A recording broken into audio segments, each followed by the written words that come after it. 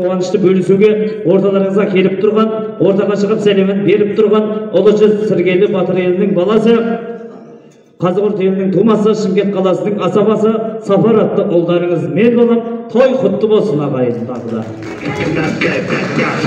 Рахмет.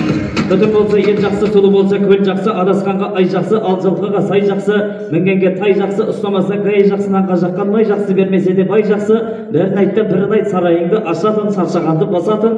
Осындай жаны керемет, көңілі кеңге жайылған құдаларымен ішкен шай жақсы деп, тағы да құдалардың құрметіне бір қол соғып қойыңыз. Ең абат болсын, қос тойың қабат болсын дейді. Мінекей бүгін Мырзабек көкем мен Айман жеңгем сондай бір үлкен ағдастырған жайып, қос құдасын төріне шығарып, көңілденіп атқан жайыба. Құдағи да елдеріңізге келген екен. Ендеше осы құдалар мен құдағиларға ыстық ықыласын білдіруге тойымыздың төріне арнайы осы елдің сөзін сөйлеп жүрген, осы елдің қуанышының қызығын келтіріп төріне арнайы шақыруды жөн көрдік. Келіңіздер көкелер, той